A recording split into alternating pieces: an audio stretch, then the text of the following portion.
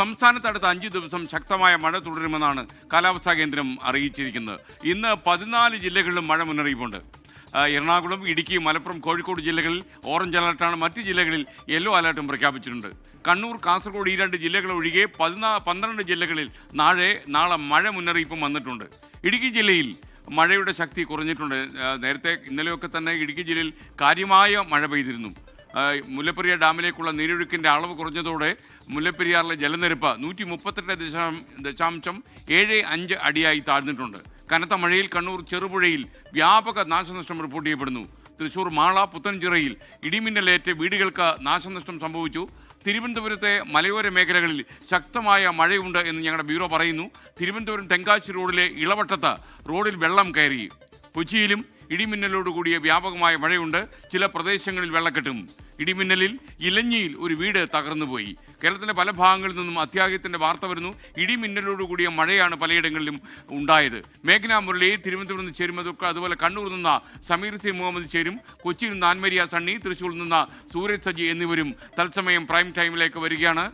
ആദ്യം മേഘനയിലേക്ക്. മേഘന, പ്രൈം ടൈമിലേക്ക് സ്വാഗതം. എന്താണ് മലയോര പ്രദേശങ്ങളിൽ തിരുവനന്തപുരത്ത് സംഭവിക്കുന്നത്? ആശങ്കപ്പെടുന്ന സാഹചര്യം നിലവിലുണ്ടോ? Good evening SKN. ഇപ്പോൾ ആശങ്കപ്പെടേണ്ട സാഹചര്യമില്ല. പക്ഷേ തുലാവർഷം അതിന്റെ അതേതായ ശക്തിയിൽ പെയ്തു തുടരുകയാണ്. അതിൽ ഇന്ന് 14 ജില്ലകൾക്കും സംസ്ഥാനത്ത് യെല്ലോ മുന്നറിയിപ്പ്, ഒരു മഴ ജാഗ്രതാ നിർദ്ദേശം നൽകിയിട്ടുണ്ട്. അതിൽ പ്രധാനമായും എറണാകുളം, ഇടുക്കി, മലപ്പുറം, കോഴിക്കോട് ജില്ലകൾക്കാണ് അതിശക്തമായ മഴയ്ക്കുള്ള ഓറഞ്ച് അലർട്ട് ഉള്ളത്. ബാക്കി 10 ജില്ലകൾക്ക് യെല്ലോ മുന്നറിയിപ്പ് നൽകിയിട്ടുണ്ട്. അങ്ങനെ മധ്യ വടക്കൻ കേരളത്തിൽ പ്രത്യേകിച്ച് മഴ ശക്തിയായി തന്നെ തുടരുമെന്നുള്ളതാണ് കേന്ദ്ര കാലാവസ്ഥാ വകുപ്പ് പറയുന്നത്. അതുപോലെ തന്നെ തെക്കൻ കേരളത്തിൽ പ്രത്യേകിച്ച് തിരുവനന്തപുരത്തെ മലയോര പ്രദേശങ്ങളിലും തീരപ്രദേശങ്ങളിലും അതിശക്തമായ രീതിയിൽ ഇപ്പോഴും മഴ തുടരുകയാണ്. അത് രാത്രി വൈകിയും അതേ അളവിൽ മഴ തുടരുമെന്നുള്ളതാണ് കേന്ദ്ര കാലാവസ്ഥാ വകുപ്പിന്റെ മുന്നറിയിപ്പായി വരുന്നത്. അതിൽ തിരുവനന്തപുരം തെങ്കാശി റോഡിലാണ് അല്പസമയം മുന്നേ മണിക്കൂറുകളായി അവിടെ മഴ തുടരുകയായിരുന്നു. ഒരു വെള്ളക്കെട്ട് രൂപപ്പെടുകയും പിന്നീട് വാഹനങ്ങൾ വഴിതിരിച്ചു വിടേണ്ടി വരുന്ന ഒരവസ്ഥ കൂടി ഉണ്ടായിട്ടുണ്ട്. ഇപ്പോൾ വെള്ളം പതിയെ ഇറങ്ങുന്നു എന്നുള്ളൊരു കാര്യം കൂടി ഇപ്പോൾ അവിടെ നിന്ന് നമുക്ക് റിപ്പോർട്ട് ചെയ്യാൻ കഴിയുന്നു എന്നുള്ളതാണ്. അതിനപ്പുറത്തേക്ക് സംസ്ഥാനത്തുടനീളം ഈ വരുന്ന 5 ദിവസവും മഴ കനക്കുമെന്ന് തന്നെയാണ് കേന്ദ്ര കാലാവസ്ഥാ വകുപ്പ് പറയുന്നത്.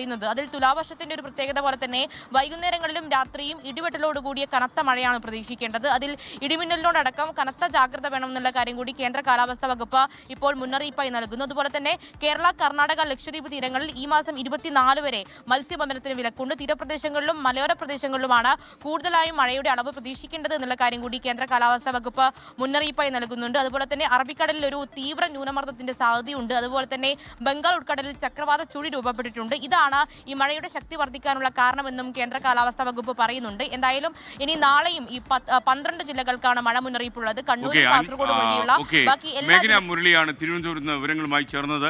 ലോകത്തെവിടെയായാലും ഏത് സമയത്തും 24 വാർത്തകളും ഓഗ്മെന്റഡ് റിയാലിറ്റി പാക്കേജുകളും എക്സ്പ്ലെയിനറുകളും വിശദമായി കാണാൻ ഞങ്ങളുടെ യൂട്യൂബ് ചാനൽ നിങ്ങൾക്ക് സബ്സ്ക്രൈബ് ചെയ്യാം.